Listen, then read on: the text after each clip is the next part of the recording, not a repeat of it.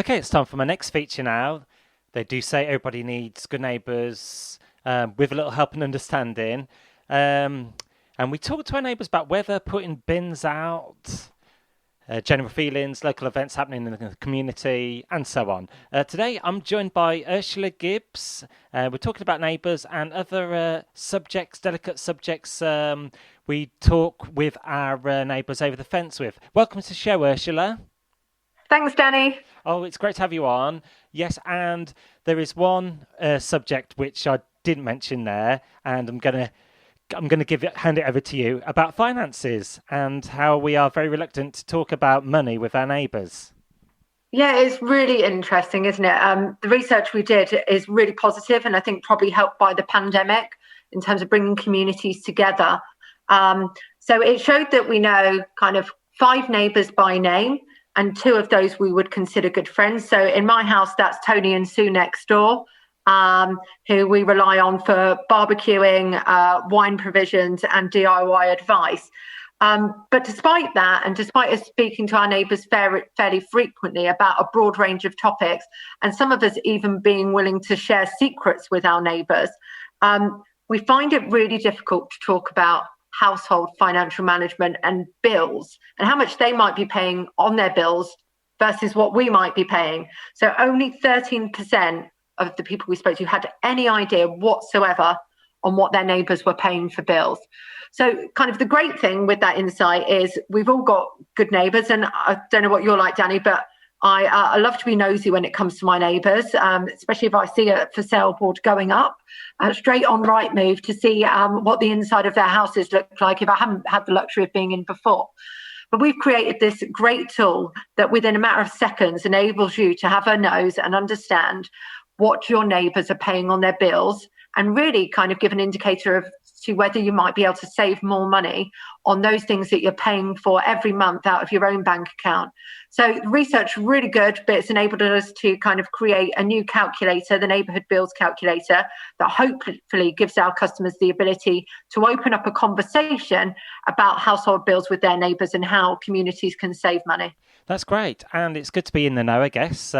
Having a neighbour as well. If you run out of milk or sugar, it's always good to have neighbours in that scenario. As you said, saving pennies as well, even pounds. Comparing, I guess shopping bills as well, where people shop.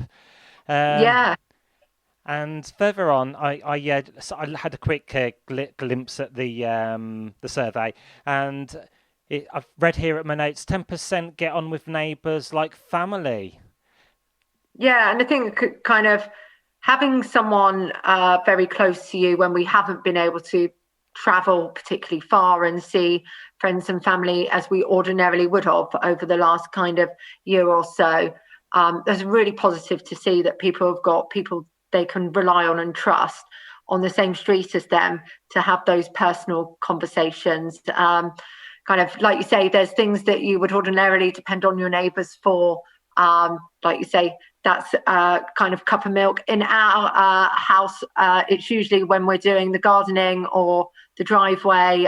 We've been doing lots of renovation works and kind of constant supplies of cold drinks and sometimes even a beer if we're lucky. But really, kind of, it's great to see these relationships forming.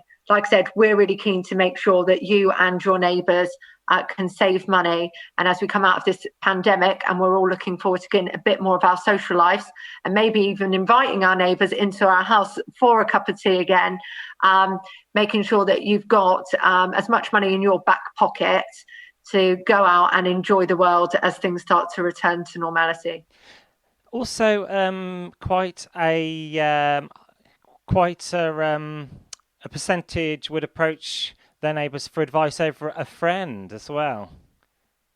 Yeah, so I think that's the thing. These chats over the fence, I think it's probably surprising some of the statistics in terms of how much we're willing to open up to our neighbours, and kind of 4 in 10 people would consider their neighbours as friends, and in turn they're speaking to those neighbours as friends and kind of disclosing all sorts of information.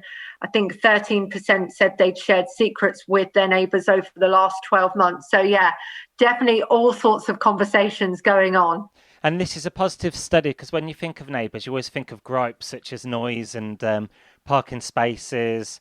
And furthermore to this, if you just moved into a new property or building, how would be the best way to kind of ice break, introduce yourself to your person next door to you? Well, we were really lucky. The day we moved in, we were invited to a barbecue next door. And actually, 12% of the people we spoke to have said that's kind of one of the key ways of socializing with your neighbours. Clearly, we're able to do barbecuing. I think the weather's going to allow us to do even more in the next week. So I definitely recommend getting your neighbours over for a barbecue. Great way of introducing yourself in a very relaxed, informal environment. Yes, and that just brings me on to my next stat as well. 9% have actually thrown a party to get to know those on the street better as well. Yeah, and you think about some of the things that happened last year. Clap for carers, bringing everyone onto their doorsteps. Clearly, street parties. You think back to royal weddings and how that brought everyone out. Everyone, I think, in the main, enjoys a party and enjoys socialising. I think we just all need an excuse to do that and bring people together. So, like I said, we're hoping the household bills calculator and neighbourhood bills calculator gives people a topic for conversation, not only to build on those strong friendships and relationships, but also the opportunity to save the three products that you can compare: broadband, your household insurance, and your gas and energy.